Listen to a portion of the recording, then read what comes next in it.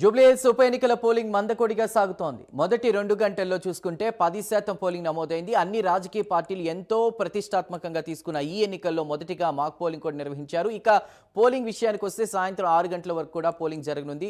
అసలు నియోజకవర్గంలో చూసుకుంటే దాదాపు 4 లక్షల మంది ఓటర్లు ఉంటే ప్రస్తుతం అయితే మందకొడిగా పోలింగ్ సాగుతున్న పరిస్థితి. ఆ డీటెయిల్స్ అందించడానికి మా ప్రతినిధి నాగేంద్ర లైవ్లో సిద్ధంగా ఉన్నారు. నాగేంద్ర, పోలింగ్ సరళి ఏ విధంగా కొనసాగుతోంది? అక్కడ అప్డేట్స్ ఏంటి? అంటే 40 మంది ఇంజనీర్లు కూడా ఉన్నట్టు తెలుస్తుంది ఈసీఎల్ నుంచి ఏదైనా సమస్యలు వస్తే పరిష్కరించేందుకు. సో అదేవిధంగా పోలింగ్కి సంబంధించి మీ దగ్గర ఉన్న తాజా అప్డేట్స్ ఏంటి? ఎంత పర్సెంట్ పోలింగ్ ఇప్పటివరకు నమోదైంది? Thank you. ఉదయం నుంచి అంటే పోలింగ్ ప్రారంభమైనప్పటి నుంచి కూడా చాలా ప్రశాంతంగా జూబ్లీహిల్స్ నియోజకవర్గంలో కొన్ని చోట్ల చెదురుమదురు సంఘటనలు మినహాయించి చాలా ప్రశాంతంగానే పోలింగ్ కొనసాగుతుందని చెప్పాలి. ముఖ్యంగా ఒకవైపు జూబ్లీహిల్స్కి సంబంధించినటువంటి పోలింగ్ పర్సంటేజ్ని పెంచే దిశగా ఆ ఎన్నికల అధికారులు కృషి చేస్తుంటే, మరొకవైపు జూబ్లీహిల్స్కి సంబంధించినటువంటి ప్రజలు మాత్రం పోలింగ్ కేంద్రాల వైపుకి అడుగులు వేయడం లేదు. ఎందుకంటే దాదాపు 2 గంటలు గడుస్తున్నాయి, ఇప్పటికీ ఇంకా 10% మాత్రమే పోలింగ్ నమోదైందంటూ కూడా ఎన్నికల అధికారులు చెప్తున్నటువంటి నేపథ్యంలో ప్రస్తుతం జూబ్లీహిల్స్లో దాదాపు 4 లక్షలకు పైగా ఓటర్లు ఉన్నారు. కానీ ఇప్పటివరకు 10% మాత్రమే నమోదు అవ్వడం ఏంటి అనేటటువంటి చర్చ జరుగుతుంది. ముఖ్యంగా ఎందుకంటే గతంలో ఎప్పుడు కూడా 50%కి మించి ఎప్పుడు కూడా ఓటింగ్ పర్సెంటేజ్ నమోదైనటువంటి దాఖలాలు లేవు. ఈసారైనా సరే ఆ సీన్ని రిపీట్ కాకుండా 50% పెంచాలనేటటువంటి లక్ష్యంగా ఎన్నికల అధికారులు ఎన్నో అవగాహన కార్యక్రమాలు చేపట్టారు. ఓటర్లంతా కూడా పోలింగ్ కేంద్రాలకు రావాలి, తమ ఓటు హక్కును వినియోగించుకోవాలంటూ కూడా విజ్ఞప్తి చేసినటువంటి పరిస్థితి. ముఖ్యంగా జూబ్లీహిల్స్కి సంబంధించినటువంటి బైపోల్కి సంబంధించి ప్రధానంగా ఉదయం నుంచి కూడా ఎక్కువగా సీనియర్ సిటిజన్సే ఎక్కువగా ఓటు వేసేందుకు ఇంట్రెస్ట్ చూపిస్తున్నారు. కానీ యూత్ అంత ఇంట్రెస్ట్ చూపించడం లేదనేటటువంటి చర్చ జరుగుతుంది. దీనికి సంబంధించి ప్రధానంగా ఇప్పటికే ఎన్నికల కమిషన్ జూబ్లీహిల్స్కి సంబంధించినటువంటి నియోజకవర్గంలో ఎవరైతే యూత్ కానీ మరొకవైపు ఉద్యోగాలు చేస్తున్నటువంటి యువత అందరికీ కూడా ఆయా కంపెనీలు హాలిడే ప్రకటించాలంటూ కూడా నిన్న ఆదేశాలు జారీ చేయడం జరిగింది. ఇవన్నీ కూడా ప్రధానంగా ఓటింగ్ పర్సెంటేజ్ని పెంచడంలో భాగంగానే ఈ ఆదేశాలు జారీ చేయడం జరిగింది. మరొకవైపు ఉదయం 7 గంటల నుంచి నార్మల్గా అయితే 5 గంటల వరకు మాత్రమే పోలింగ్ జరగాలి. కానీ జూబ్లీహిల్స్ ఉప ఎన్నికకు సంబంధించినటువంటి అంశంలో పోలింగ్ పర్సెంటేజ్ పెంచడమే లక్ష్యంగా మరొక గంట పాటు అంటే 7 గంటల నుంచి 6 గంటల వరకు పోలింగ్ జరగబోతుంది. మరి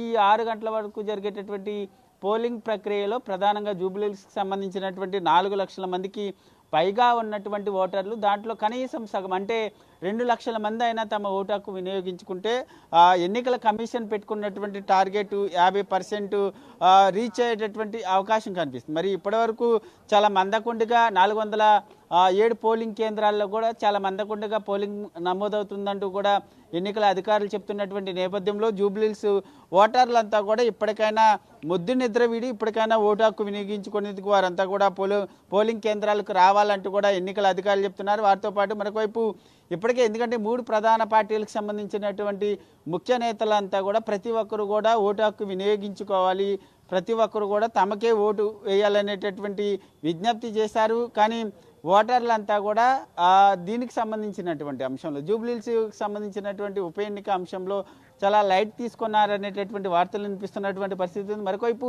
407 పోలింగ్ కేంద్రాల్లో సమస్యాత్మక మొత్తం 139 ప్రాంతాల్లో జరుగుతున్నటువంటి 407 పోలింగ్ కేంద్రాల్లో 66కు సంబంధించినటువంటి ప్రాంతాల్లో 226 సమస్యాత్మక ప్రాంతాలని గుర్తించడం జరిగింది. అక్కడ 8 కేంద్ర బలగాలకు సంబంధించినటువంటి బలగాలతో భద్రత, అదేవిధంగా 2000 మంది పోలీసులతో పూర్తి స్థాయిలో పటిష్ట భద్రత నడమ ఈ పోలింగ్ ప్రశాంతంగా కొనసాగుతుంది. మరొకవైపు బోరబండ కానీ, రహమత్ నగర్ కానీ, కొన్ని మోతీనగర్ ఇలాంటి ఏరియాల్లో కొన్ని చెదురుమదురు సంఘటనలు అంటే ఒకవైపు బీజేపీకి సంబంధించినటువంటి నేతల పైన కాంగ్రెస్కి సంబంధించినటువంటి కార్యకర్తలు నేతలు దాడులకు తెగబడ్డారనేటటువంటి ఆరోపణలు బీజేపీకి సంబంధించినటువంటి నేతలు చెప్తున్నారు.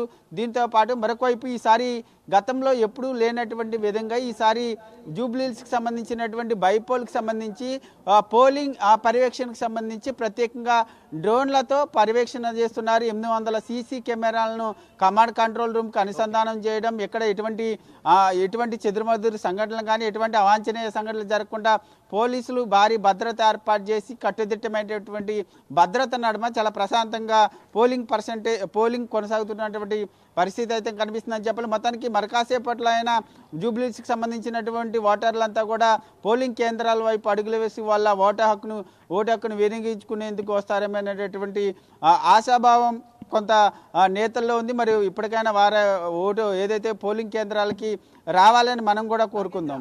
నాగేంద్ర, ప్రస్తుతం పోలింగ్ నేపథ్యంలో కూడా 144 సెక్షన్ ఏ విధంగా అమలు అవుతుంది, అదేవిధంగా వైన్ షాపులు కూడా ఈ నియోజకవర్గంలో బంద్ చేసినట్టు తెలుస్తోంది. అప్డేట్స్ ఏంటి? అదేవిధంగా ఈ సాయంత్రం 6 గంటల వరకే పోలింగ్ జరగనున్న నేపథ్యంలో ఏమైనా ఓటర్లు మధ్యాహ్నం తర్వాత యాక్టివ్ అయ్యే అవకాశం ఉందా? పోలింగ్ శాతం పెరిగే అవకాశం కనిపిస్తుందా?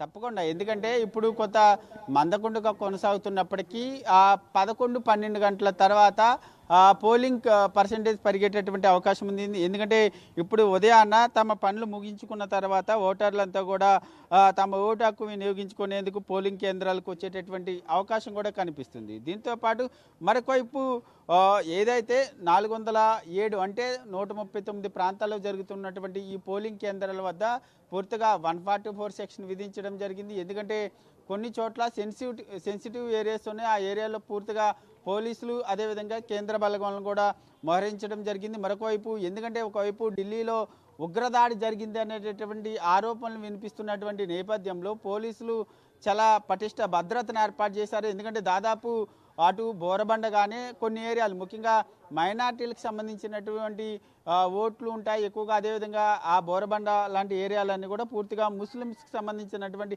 ఏరియాలు ఉంటాయి.